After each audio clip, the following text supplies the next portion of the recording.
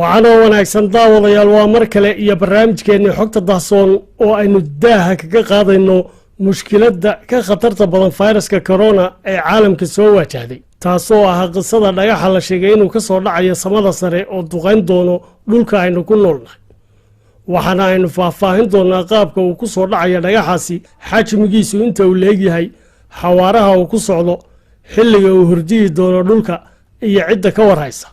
qodobo kale ayaa raaci doona ku soo dhowaada barnaamijka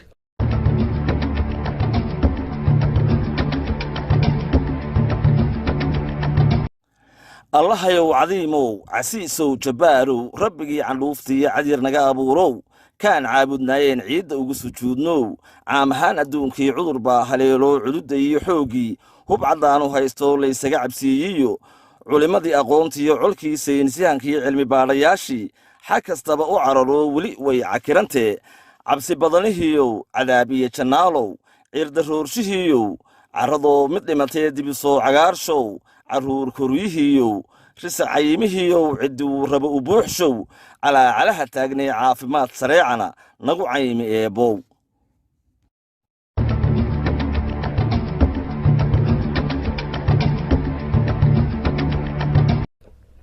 tan iyo markii ilaahay keenay dunidan korkeeda waxay aadamuhu ahaayeen kuwo loogu ballanqaadayey inay xilli dhow gaadhi doonaan dhammaadka adduunyada iyagoo bulshooyinkii u dambeeyey ee aynu inagu ka mid ahayna goobjoog u noqdeen dhacdooyin badan oo dhammaadka dunida calaamado u ahaa dhammaadka oo ahaa mid xilli kastaba ha gaadhsiisnaadee kollayba iman doona oo aanay ilaahay mooye cidina hubin xilligiisa kama dambaystaa xilligan aynu ku jirro oo kalena in badan ayaa ku qanacsan dhammaadka dunida marka ay ka qiyaas qaataan sida uu caalamkii dhammaa ee camirnaa habeen iyo laba gudahood isugu beddelay mid shaqada keliya ee ka socotaa ay tahay tirinta dhimashada iyo bukaanka uu sababayo fayraska corona dhammaan dalalkii caalamkuna ay dadkoodii xayiraad ka saareen dhaqdhaqaaqa dhaqaalihii caalamkuna dhulka galay xilli ay haddaba dadweynihii caalamku mushkiladaha la tacaalayaan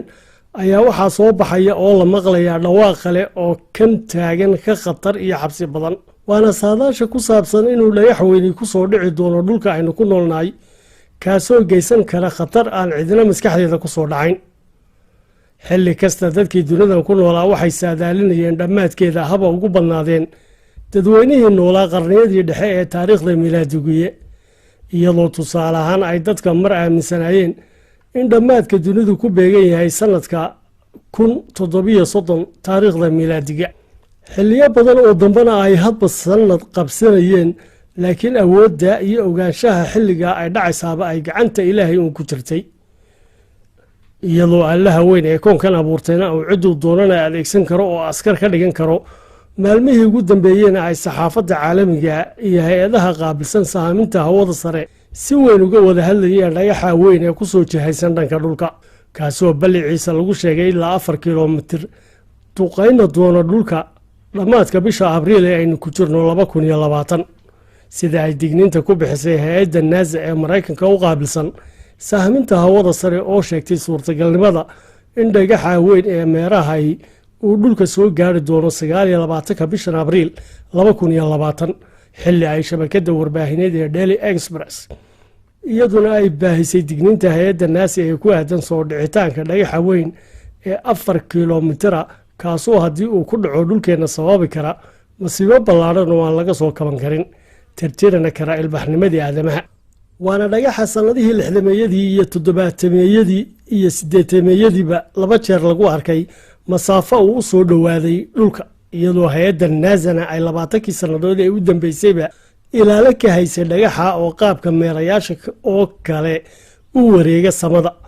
waana dhagaxa marka uu ku soo dhowaado dhulka ku soconaya xawaare gaadhaya 32,000 kilomitir saacadiiba waana xilli ay meerayaasha hawada sare marna ku soo dhowaadaan dhulka marna ka durkaan maalin walbana ay ilaa 100 tan oo waxyaabaha hawada sare ka soo dhaca ahi ay soo gaadhaan dhulka kuwaasoo aanay badanaa isheennu qaban karin lana aaminsan yahay inay yihiin burbur ka dhex dhashay meerayaal isku duqeeyey hawada sare muddo dheer ka hor culimmada dhanka xidigiska iyo sahaaminta hawada sare waxay si joogta ah ula socdaan baa la leeyahay googo badan oo ka mid a dhagxaanta meerayaasha ee hadba dhinac isu dabaguuraya waxaana ay hay-adda naasa sheegtay inay xilligan diiradda ku hayso oo la socoto ilaa 20,000 oo meerayaasha samada heehaabaya ah si looga warhayo inay dhulka ku soo dhowaadaan.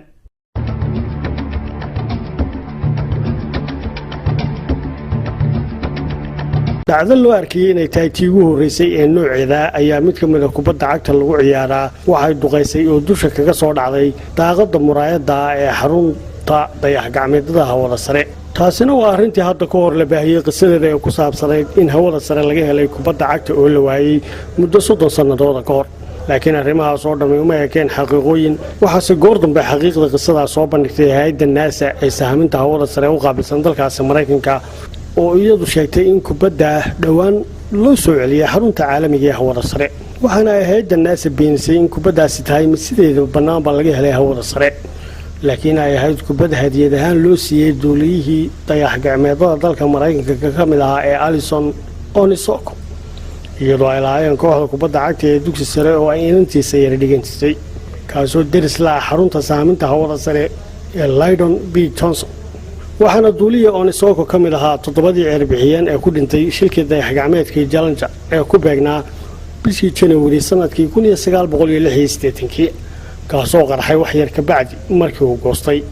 qaraxa ka bacdina kubaddii waxaa dib loogu soo celiyey iskuulkii hadiyadda uu bixiyey halkaasoo ay taallay muddadii 30 sannadood ahayd ee lasoo dhaafay. kadibna waxaa dhowaan kubaddii dib iskuulka uga soo qaaday ceerbixiyeenka kale ee Shane Bekro oo inankiisu dhigtay isla iskuulkaas, kaasoo u qaaday xarunta dayax-gacmeedyada hawada sare ee dalka maraykanka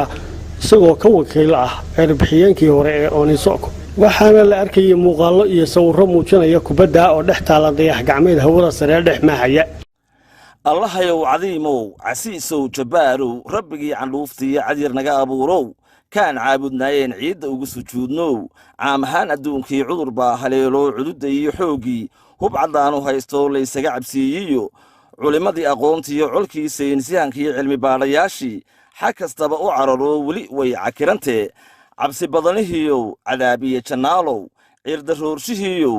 carradoo mid dhimatee dibisoo cagaarshow carruur koryihiiyow risa cayimihiiyow cidduu raba u buuxshow calaacalaha taagnay caafimaad sareecana nagu caymi eebbow.